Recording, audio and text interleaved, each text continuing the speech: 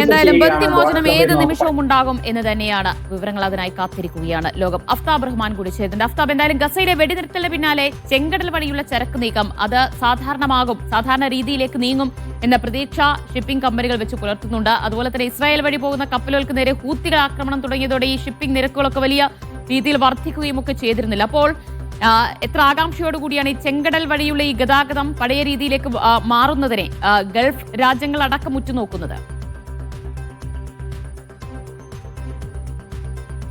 അമൃത, ഇപ്പോൾ ഈ വാർത്തയിൽ വളരെ പ്രധാനപ്പെട്ട നിർണായകമായ നിലപാടെടുക്കേണ്ടത് ഹൂത്തികൾ തന്നെയാണ്. നമുക്കറിയാം, ഹമാസിന്റെ ചെറുത്തുനിൽപ്പ് ഏതാണ്ട് 736 ദിനം നീണ്ട അവരുടെ ചെറുത്തുനിൽപ്പ് അതിനോളം സമാനമായിരുന്നു യമനിലെ ഹൂത്തികളുടെയും ചെറുത്തുനിൽപ്പ് എന്ന് പറയുന്നത്. കാരണം ലോകം ഒരിക്കലും അത്രയധികം അറബ് മേഖലയിൽ മാത്രം സജീവ ചർച്ചയായിരുന്ന ഹൂത്തികൾ എന്നറിയപ്പെടുന്ന ഒരു ഗോത്ര വിഭാഗം അവർ ഏതാണ്ട് 2 വർഷത്തോളം നീണ്ട ഈ യുദ്ധത്തിലുടനീളം ഇസ്രയേലിനെ പ്രതിരോധിച്ചുകൊണ്ട് ഗസക്ക് ഐക്യദാർഢ്യം പ്രഖ്യാപിച്ചുകൊണ്ട് നിലയുറപ്പിച്ചു എന്നത് ഒരു വലിയ അത്ഭുതം തന്നെയാണ്. കാരണം ചെങ്കടൽ വഴിയുള്ള യാത്ര പൂർണ്ണമായും താറുമാറായി എന്നുള്ളതായിരുന്നു അതിന്റെ ഒരു പ്രത്യാഘാതം.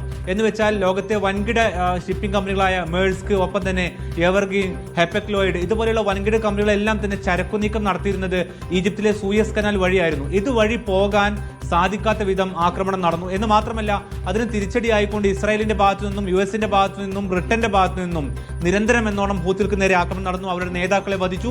എന്നിട്ടും ഈ വെടിനിർത്തൽ നടക്കുന്നതിന്റെ അവസാന ദിവസം വരെ അവർ ചേർത്തു നിന്നു, കപ്പലുകൾ ആക്രമിച്ചുകൊണ്ടിരുന്നു.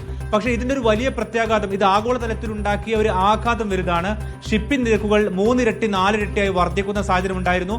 കഴിഞ്ഞ ദിവസം വെടിനിർത്തൽ പ്രഖ്യാപിച്ചപ്പോഴുള്ള ഒരു കൗതുകകരമായ കാര്യം എന്ന് പറയുന്നത് ലോകത്തെ ഏറ്റവും വലിയ ഷിപ്പിംഗ് ലൈനായ മേഴ്സ്കിന്റെ ഓഹരി ഇടിഞ്ഞു എന്നുള്ളതാണ്.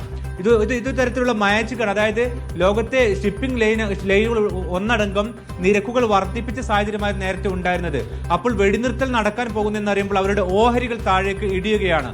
എന്ന് വെച്ചാൽ ഹൂത്തികൾ ഒരു പക്ഷേ ആക്രമണത്തിൽ പിൻവാങ്ങിയേക്കാം എന്നുള്ളതാണ് അതിൽ പ്രധാനപ്പെട്ട സൂചന. പക്ഷേ ഇതിലൊരു കാര്യം നിർണായകമാണ്. നാളത്തെ ട്രംപിന്റെ സന്ദർശനം അതിൽ നിർണായകമാണ്. ഈ വെടിനിർത്തൽ എങ്ങനെ മുന്നോട്ട് പോകുമെന്നുള്ളതും നിർണായകമാണ്. കാരണം വെടിനിർത്തലിൽ ഏതെങ്കിലും വീഴ്ച ഇസ്രായേൽ വരുത്തിയാൽ സമാനമായ രീതിയിൽ തന്നെ പ്രതിരോധം തുടരുമെന്ന് അവർ പ്രഖ്യാപിച്ചിട്ടുണ്ട്. എന്ന് മാത്രമല്ല, ഈ അല്പം മുമ്പ് ഇസ്രായേൽ പ്രധാനമന്ത്രി ബെന്യാമിൻ നെതന്യാഹു പറഞ്ഞിരിക്കുന്ന കാര്യം, കെന്നസെറ്റിൽ ട്രംപ് നടത്തുന്ന പ്രഭാഷണ പരിപാടിയിൽ അവർ നെതന്യാഹു പങ്കെടുക്കില്ല എന്ന് പറഞ്ഞു. കാരണം അദ്ദേഹം പറയുന്നത് ട്രംപിന്റെ ഈ പീസ് പ്ലാൻ എന്ന് പറയുന്നത് അതൊരു ഇല്യൂഷനാണ്, ഒരു കൺകെട്ട് മാത്രമാണ്, അതൊരിക്കലും നടക്കാൻ പോകുന്നില്ല എന്ന് അദ്ദേഹം കൂടി പറയുന്നുണ്ട്. അങ്ങനെയെങ്കിൽ ഈ വെടിനിർത്തലിന്റെ ഭാവി എന്ത് എന്നുള്ളത് നിർണായകമാണ്. ഏതായിരുന്നാലും വെടിനിർത്തൽ മുന്നോട്ട് പോവുകയാണെങ്കിൽ അത് ഗൾഫ് മേഖലയിൽ ഒന്നടങ്കം ആശ്വാസം ഉണ്ടാക്കും. ചെങ്കടൽ വഴി കപ്പൽ ഗതാഗതം അത് പഴയ രീതിയിലേക്ക് മാറുന്നതിനെ വലിയ പ്രതീക്ഷയോടുകൂടി ഷിപ്പിംഗ് കമ്പനികളും അതുപോലെ തന്നെ ഗൾഫ് രാജ്യങ്ങളും നോക്കിക്കാണുകയാണ്. അഫ്താബ് റഹ്മാനും ഒപ്പം BK സുഹൈലുമാണ് വിവരങ്ങൾ നൽകിയത്.